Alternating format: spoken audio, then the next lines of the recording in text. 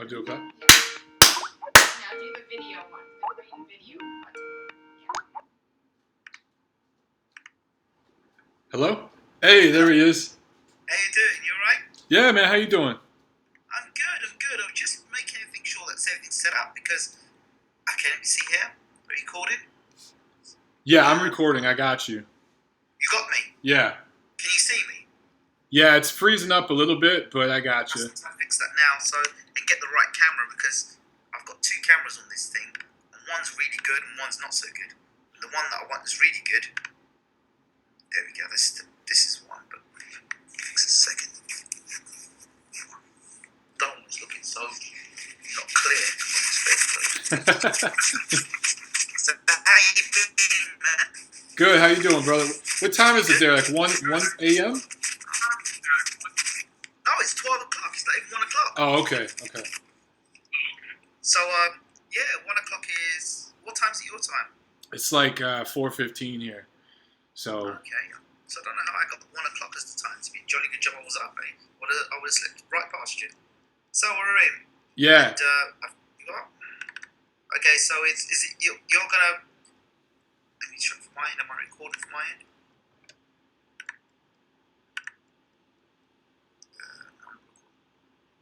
It's saying that you haven't turned on. That's what it's saying.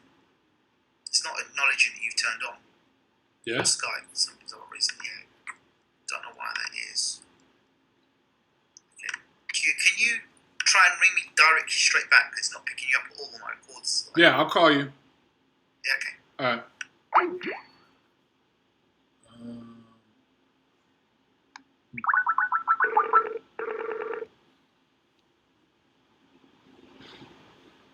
Try again.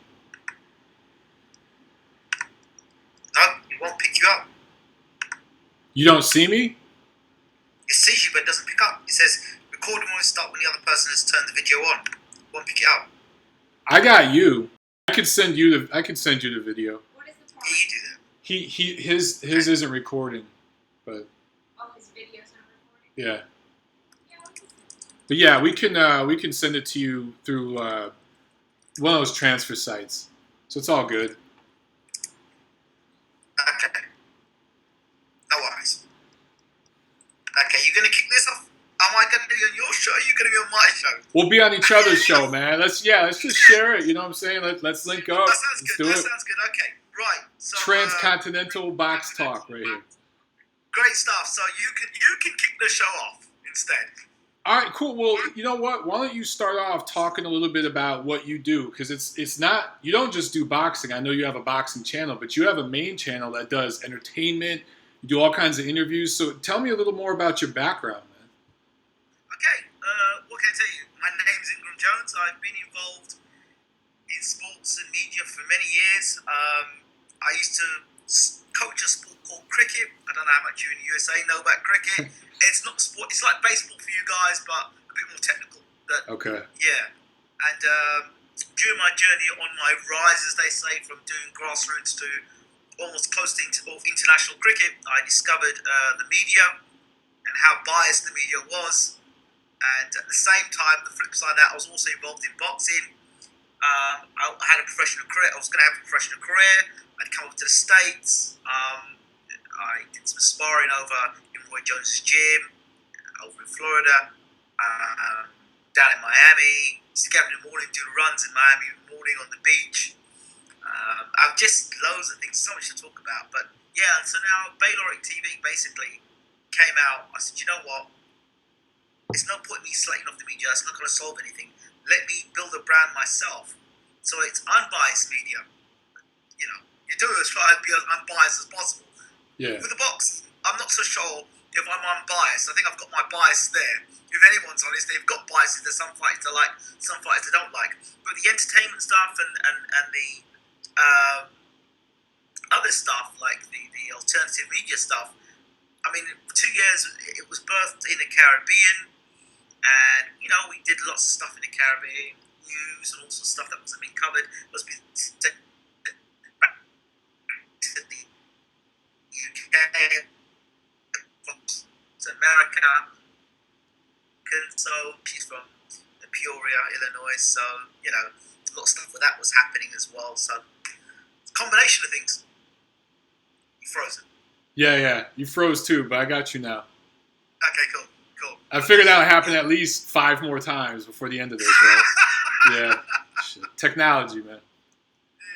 All right, well, I was going to say, I'll tell you a little bit about myself, about my background. So I'm from Detroit. I don't know if you've heard of that city. Detroit, Michael Moore. Not Michael Moore, but okay.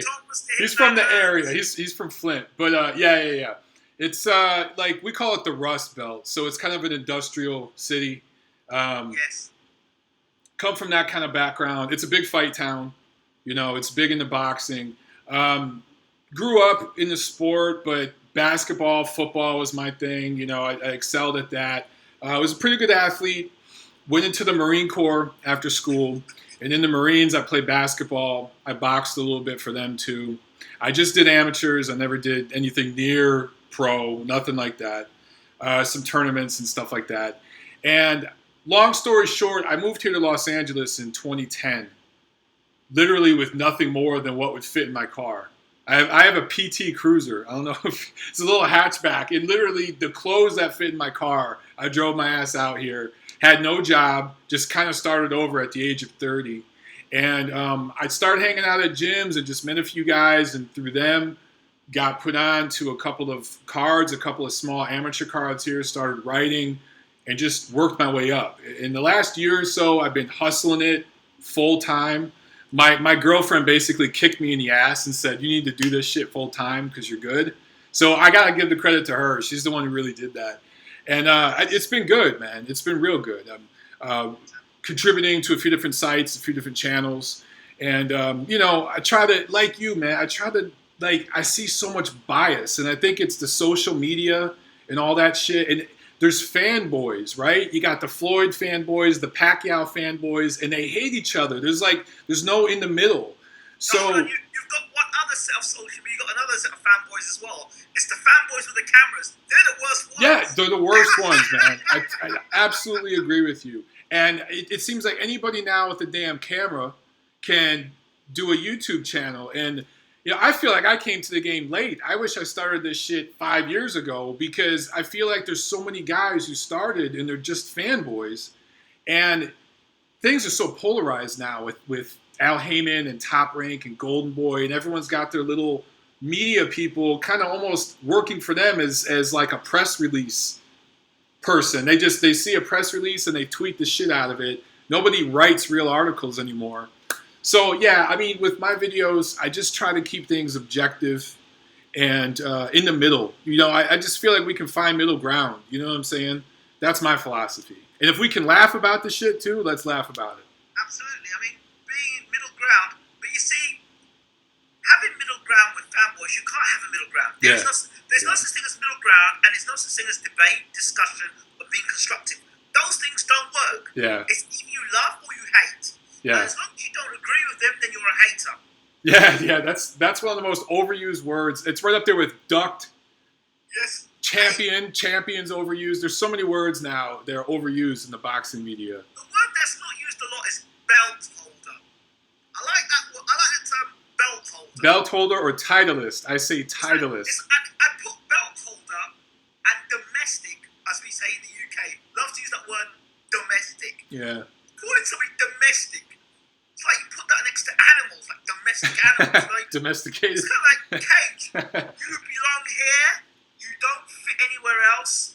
This is your level, domestic. Yeah. You're not worth anything else. We're not going to talk to you about it. Almost like that's what you are. You're scum. You're domestic. That's what you're at.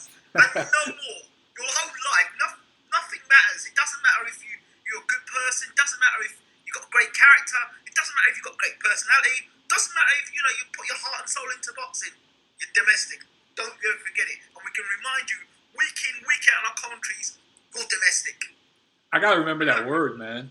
I never knew that word. I know some words that you guys use. You guys use some crazy ass words for English that, like, over here, I'm like, what the hell are they talking about, man? Like, like you go to the loo, and there's all these words, but I didn't know domestic, so now I'll take that one with me. Just listen to Sky Sports, you'll get a lot of them domestic. Really? All right, Yeah. all right. Sky Sport. Let me ask you about the boxing media over there in the UK. Okay.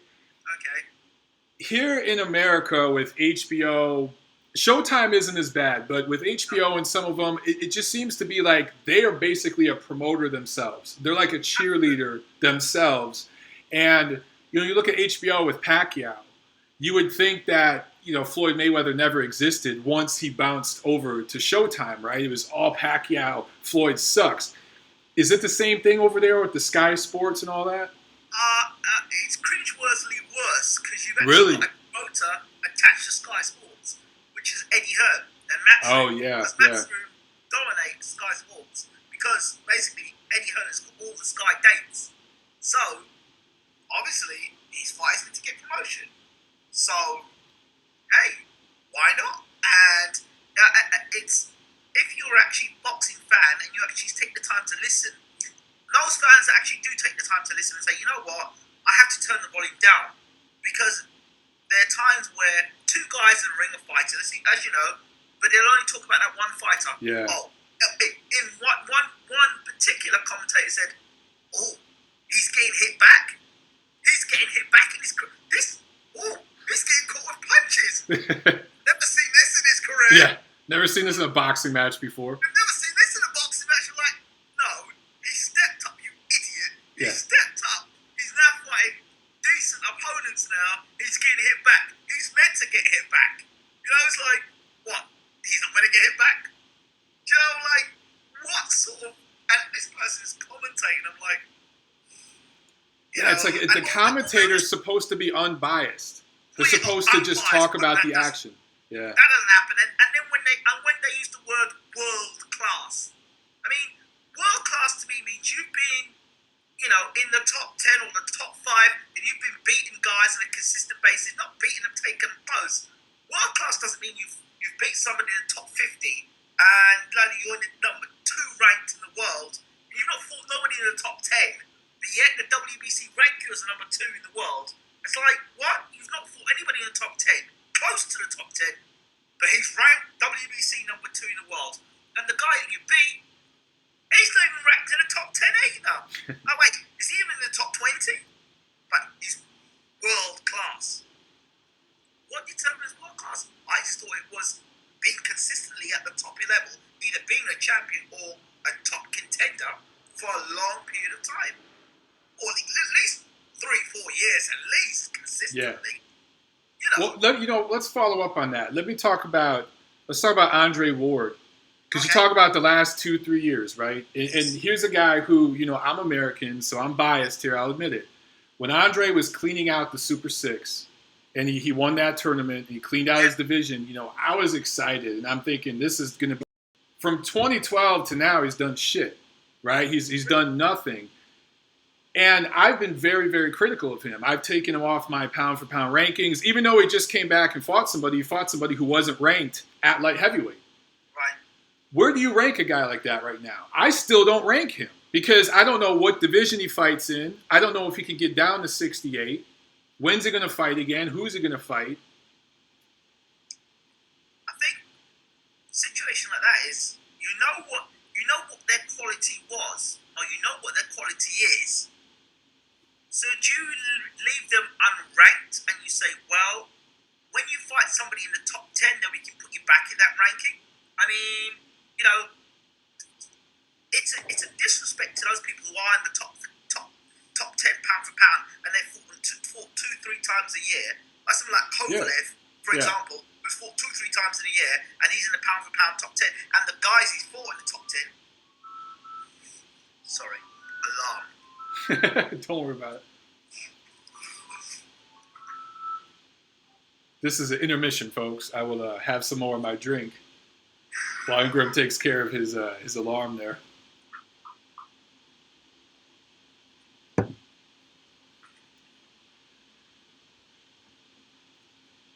This is like in radio when they have dead radio and you're listening and you're like, what the hell? Right. We just had some dead radio right there. It's all good. Wake up to have the interview with you.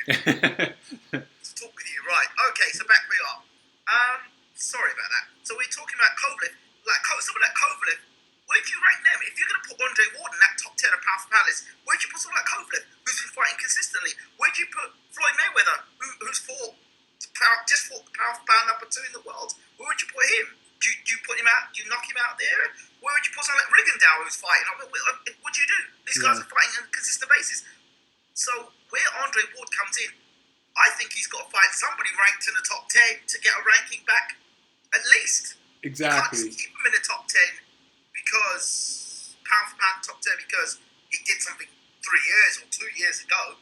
I'm not. Yeah, that doesn't count anymore. I mean, I'm starting to hate pound for pound lists. It's starting to just. I'm getting to the point where I'm not going to do them anymore.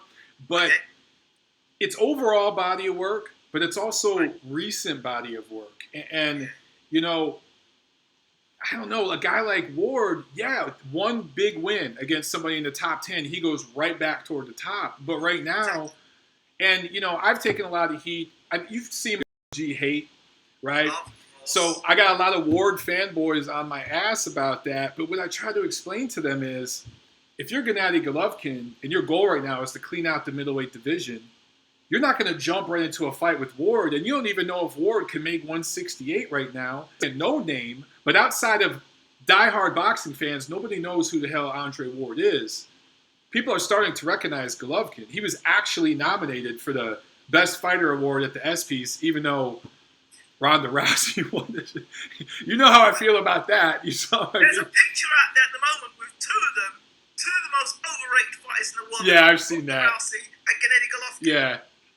Well, that's ridiculous to put them in the same ballpark, man. I just. But I'll tell you something. I had a conversation with somebody yesterday.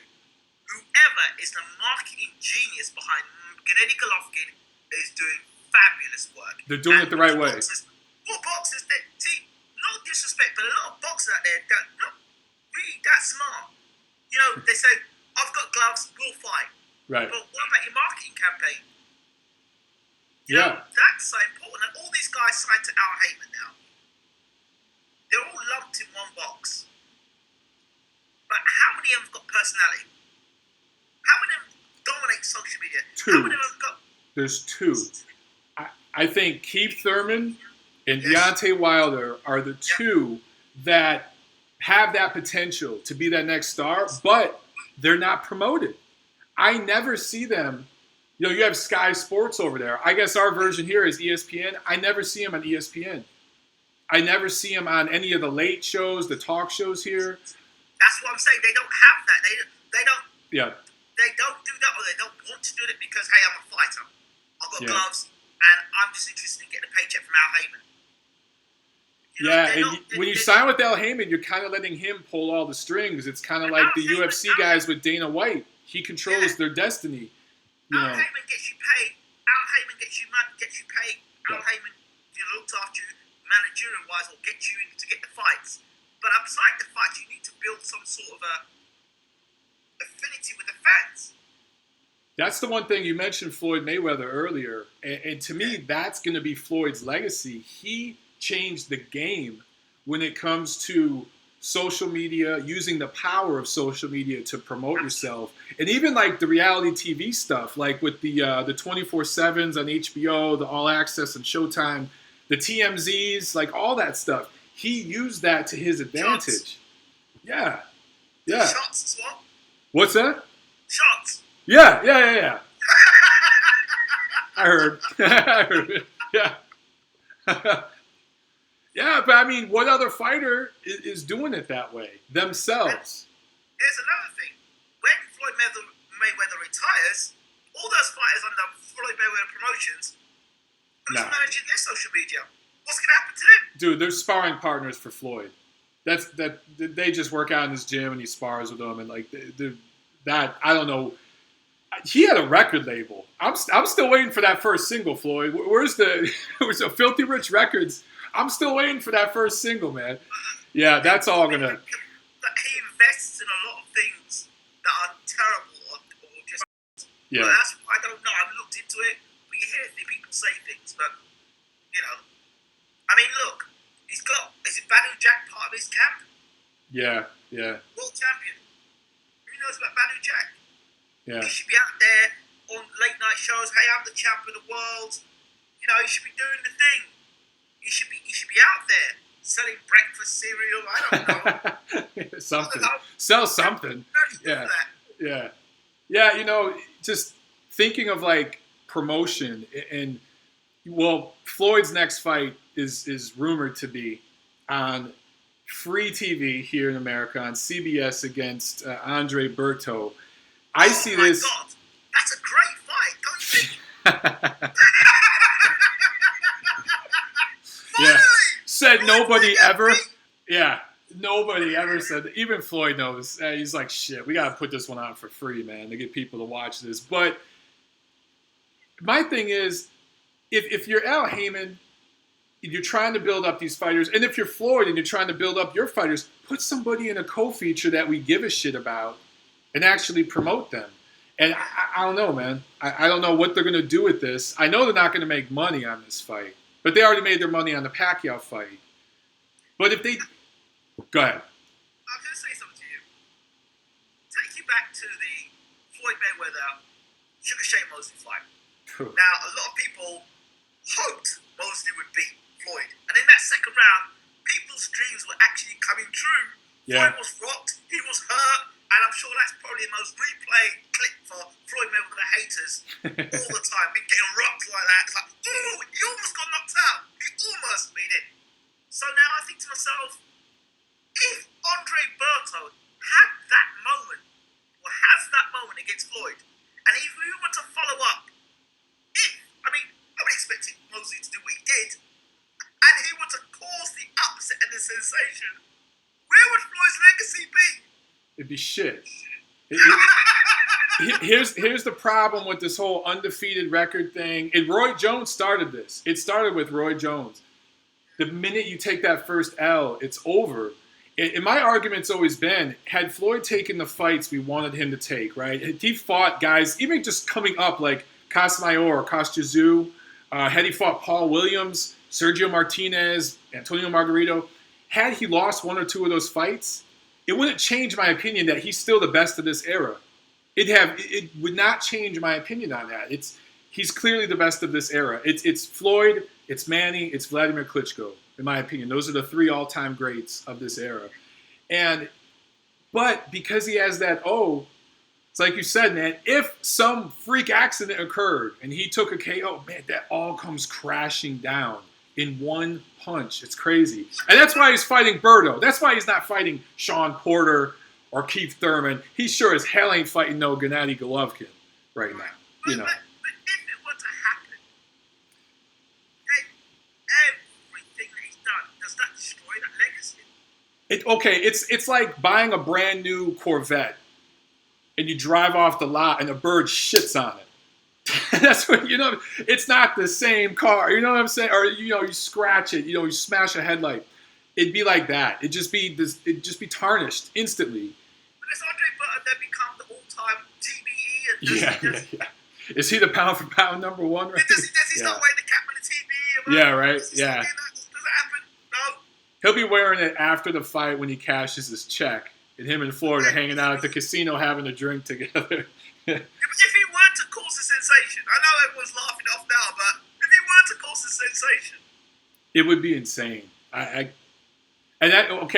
guess you'd have justification for a rematch, and that one would be on pay-per-view, and that one would be $200 with an even worse undercard than Mayweather Pacquiao.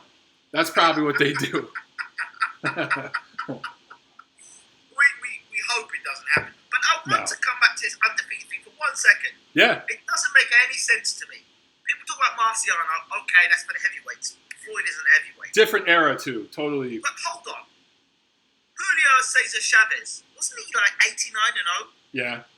So what the hell are they talking about Floyd in this getting to 50? I don't see. I don't That's a understand. good point. That's a good point. Look. I remember when Chavez lost his record, it was against Frankie Randall, and he got dropped. He got hit with that punch so hard, I heard on the television set. He would. Yeah. And I remember Chavez going down. His dreams shattered. Yeah, it's a Chavez is down! Chavez is down! But here's the thing. Chavez kept fighting. He had great fights after that. He won titles after that. And it doesn't matter that he lost. You know what I'm saying? It doesn't matter. I mean, you look at.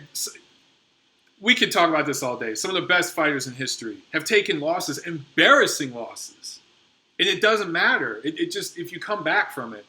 My whole thing with Floyd is when people call him the best ever, you have to like put on blinders to so much. You have to ignore so much information about so many other fighters to call Floyd the best ever. He's the best ever promoter. Yeah, I'll give you that. He's the best matchmaker in boxing history. And to his bank balance, he probably is in terms of athletes and the money he's got in his bank balance. I don't know how many other athletes can argue him being the best ever in terms of lucratively. Well, look, the contract he signed with CBS, I mean, I don't know if that's going to be duplicated. Not anytime soon. It will someday, but it's going to be 20, 30 years from now before something like that is duplicated. That 6-fight deal with what, $200-300 million? I mean, yeah, that's insane. But, you know, Floyd is seen by a lot of people as the bad guy right now, right?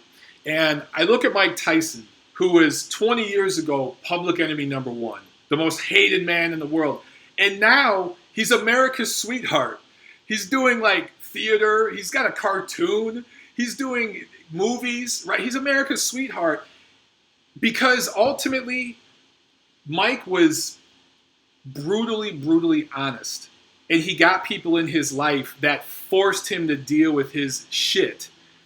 I don't know if that's going to happen for Floyd. I don't know if 20 years from now we're going to see Floyd doing cartoons and doing The Hangover Part 50. We're not going to... But Floyd hasn't experienced that crash. We haven't got that image of him rolling around on a canvas looking for his gum shield or getting being put as the devil versus God with Christian and Muslim with the whole Holyfield the ear biting. He had Lennox Lewis. Well, Tyson's been knocked out. He's been destroyed. He's been disgraced. Even a fight with him with Kevin McBride, if you remember that. Oh shit! Look at all those images. So he's been almost close to humiliation. He's sent behind bars. Floyd. He went behind bars, fine, but Floyd hasn't gone through that level of destruction in his life as a fighter, and so therefore, at the moment, that's difficult. Should Floyd suffer a loss and get brutally knocked out, and then come back, then we may love him. We may love him then. Probably love him more, yeah, because he came back. We love him more because you know what? You got knocked out. You got knocked out. You got what you deserved. A lot of people out there want to see him get knocked out, and if they're not seeing him get knocked out, that makes it even worse. That perpetuates the hate for me. I think. Yeah, it does. People kind of dislike Carl Froch. Never got knocked out. Never got knocked out. Once the fighter gets knocked out, there's that. There you go. You deserve that. People kind of move on, but it hasn't happened with Floyd. Because you get humbled. Yeah. But that hasn't happened with Floyd. So. That's a good point. I wonder. He has a history of domestic violence. He's done some jail time, and I just wonder if 3-4 years after he retires, another incident comes up. He goes to jail for 5 years. So, I mean, like a major jail sentence, how that might change him, how that might humble him. And if he loses his money, I know it sounds impossible. He's got so much of it. But I just wonder what it would take for him to kind of come back down to earth. It just seems like he's surrounded by so many yes men, I don't know if he's going to ever be that beloved figure outside of his Twitter universe and his Instagram universe, if he's ever going to be that beloved figure he wants to be. Let's see what he does when he retires. And that's the thing. When he retires and he's out of the limelight, A, can he stay out of the limelight? B, now that he's not walking around being called the champ, because he's no longer that champion, he's no longer going to be on pay-per-view. Mm-hmm. He's not going to get that sort of media attention that he had before. And then after he has served his paymasters, he no longer is necessary. Yeah. So you could see Floyd Mayweather spending a lot of time behind bars because they're now, you know what, we've made enough money with you. And that's how it goes, man. That's the reality of the situation. You know the story there, don't you? Yeah. So we have to see what happens when Floyd retires, whether he actually has the happy life to spend the money that he wants, would he be spending all that money, his hard-earned money, on trying to fight Bale and this and that and the other? And we don't know what's waiting for Floyd after boxing and what shots he's waiting for him out there. He can't run to boxing afterwards to earn money and stuff. We don't know, and we don't know if he's actually going to come back later in life because he hasn't got the money. See, and that's the thing. Guys like him, if he comes back well past his best, those reflexes are going up. Man, you look at guys like Roy Jones and other people, and it's tragic, right? But like Roy got humbled, and it's like you said, since Roy got humbled and knocked out, people love Roy now. There you go. So, but I look at Pacquiao, Floyd's rival. He's always going to be beloved in his home country and everything, but I think he's one of those guys that's going to end up broke, man. I think he's going to end up flat broke because he has a lot of people using him right now. Yeah. And he goes and re-signs for Arum. Question mark. What is it that Arum's got? I don't know. I've always felt uncomfortable with his relation with Arum. I don't know what sort of relation they have or what Arum knows about Pacquiao that would make him re-sign with a man that basically, I don't think, if Pacquiao left Arum and he did things by himself, I'm sure he could earn more money. Yeah. But he'd spend it before he even had it, man. You think so? He does. If you look at all his hangers-on and all his entourage and all these people connected to his political life in the Philippines, just taking his money. I know he's had to borrow money from Arum before a fight. He's had to take loans from Arum before a fight, and then when he gets paid the purse, he pays Arum back. Damn. And then he's got these managers and all these other people that he really doesn't need around. I don't know. That's the one. Again, you look at Floyd. Floyd manages his money. He does things the way he wants to do it. And to me, that's his legacy. It's not his record. I'm not that impressed with Floyd's record when you compare it to somebody like Sugar Ray Robinson, Sugar Ray Leonard, a lot of these other guys, right? If you're comparing it to that era, great. But if you're going to compare it to this era, whose record is better than Floyd's in this era? Well, in terms of opposition, taking on challenges. The only person I think you can bring across at the moment is Kovalev. Kovalev in recent years, last year or so, has done good work. But you look at a guy like Carl Froch, who fought Andre Ward. Andre Ward, I thought, clearly, decisively beat him. But you can make the argument that Carl Froch has taken bigger challenges, tougher fights, and done smarter business. And that's why he's made more money.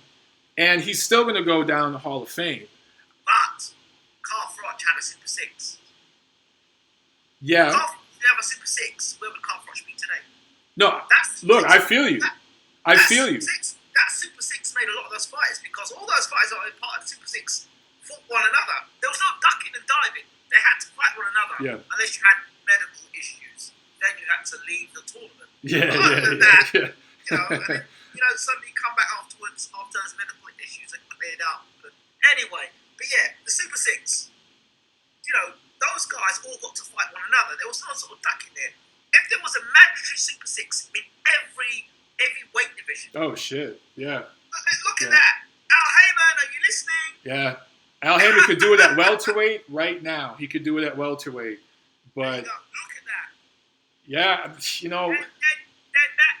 sort of cuts out all the fanboy talk because you have to fight. But if you don't fight, then you are clearly ducking because it's in, you've got to fight this person, this person. Right. But Ward knew he had to fight Kessler. He was going to fight Froch. He knew he was going to fight after Abraham. Do you understand? Yeah. He knew. Yeah. There was no running. My only problem with the Super 6, two things. First of all, it took too damn long, right? And secondly, Andre Ward was the only fighter who did not have to travel in that whole tournament. He's the only guy who got to fight exclusively in America, mostly here in California. Yeah. So, those other fighters, I guess they didn't have the name recognition Ward had, so they came here. But now, I would love to see more tournaments like that. Every division you think of, it just instantly instantly be cleared up. Well, not instantly. It'd take a year or two, but Really cleared up. it'd be cleared up. Absolutely. Even Don King, when Don King did that middleweight thing, look at what Don King did for Bernard Hopkins. People diss Don King a lot, but man, he put on some great fights back in the day. Now, after the 90s, yeah. But before that, man, he put on some great fights, man. Same thing with Bob Arum. You know what I'm saying? So, yeah, I mean, now things are so polarized, man. I feel like all these promoters, like your Golden Boys, your Top Ranks, even the smaller ones like Main Events, Hearn over where you're at, and some of these guys in Asia, they, in theory, can all work together. And Al Heyman's trying to kind of do like a Dana White UFC thing in boxing. I just think boxing's too global. I just think you can't do that in boxing. It just, I don't know, man. I don't know how that's going to work out. As you know, or you may know, he was from the Motown, and he managed a lot of the top entertainers. Yeah. So Al Heyman's kind of got that experience and that know-how that, you know, let's say like coming into boxing, it gives him a bit more versatility, does it not? Yeah, it does. He knows what he's doing. From a business sense, he's freaking smart. And if you want to talk about hating, if you want to talk about real hating, Golden Boy, Top Rank, if they could do what Al Heyman did, it'd be okay. Yeah. But the fact that Al Heyman did it and beat them to it and shocked them to it, when they probably were given the opportunity to try and do it. Because look, here's a situation. You can come to guy and say, you know what, we can boost your social media career, we can do this, we can do that for you. And you ignore me. Then I go somewhere else and they give it to another guy. The other guy takes it and he's making 100 million off of it. Then you're hating. And then you're trying to take him to court because he's making 100 million. But that's stupidness. Yeah. At the end of the day, the guy's gone and done something for you know, we're getting good fights out of it. Yes, we've got some catchweight fights, which I don't like, I hate them. But if there's not a title online, I don't care. Do as many catchweights as you want.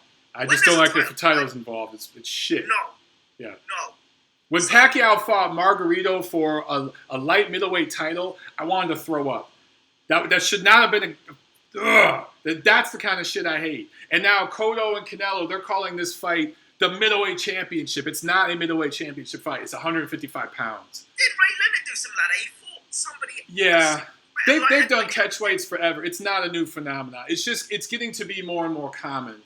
But on that note, I gotta bounce, man. I got another call coming up in 7 minutes. Let's do this again, brother. I had fun, man. Let's do this again very soon. You said you're gonna. You said to put in 90 minutes. Do you want to do something after the 90 minutes? Or are you gonna be too tired? Are you gonna be awake? I'll stay awake. Well, I don't know how long this call is gonna take. I don't know how long I'll be on there, but if I get a chance during the call, I'll message you and let it just keep you updated. Sounds good. All right, man. So, enjoyed it. Yeah, man. We'll do it again. Okay. All right, brother. Have a good one. Thank you. Bye. How do I stop it? I click. Oh, stop. Click this.